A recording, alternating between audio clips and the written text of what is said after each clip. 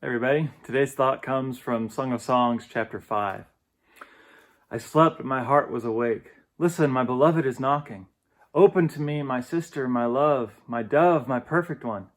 For my head is wet with dew, my locks with the drops of night. I had put off my garment, how could I put it on again? I had bathed my feet, how could I soil them? My beloved thrust his hand into the opening, and my inmost being yearned for him. I arose to open to my beloved. My hands dripped with myrrh, my fingers with liquid myrrh upon the handles of the bolt. I opened to my beloved, but my beloved had turned and gone. My soul failed me when he spoke. I sought him, but did not find him. I called him, but he gave no answer.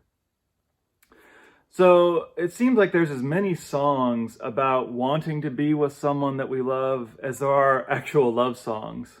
Right? The focus on the joy of wanting to be together, or the joy of the chase, the pursuit, rather than just being with somebody.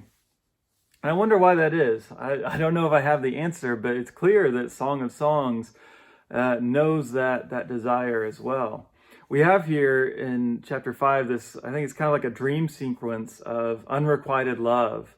And she has very intense imagery there. I'm not going to take the time to explain to you what the putting hands into locks could represent. You can figure that out. But the overall picture is that she's not as ready as he is, and when she is ready, he's gone. There's some verses after where it talks about she goes out looking for him and the guards beat her. I think that's probably the idea of her beating herself up.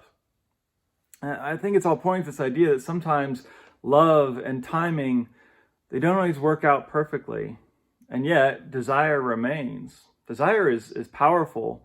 It gives us something to live for. Maybe that's why we like those kind of songs. But as we think about desire, it is a common topic in this book, and there's this theme that gets repeated at least 3 times where people will say, "Don't awaken love until it desires." Right? She will say it to her friends, or they'll say it to her. I think the idea is, I know all this sounds great, but don't rush it.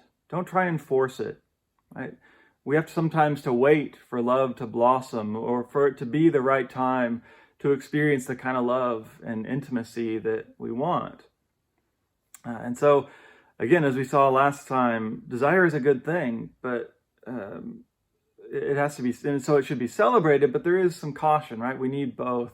Don't try and rush it. So, today, what's your desire?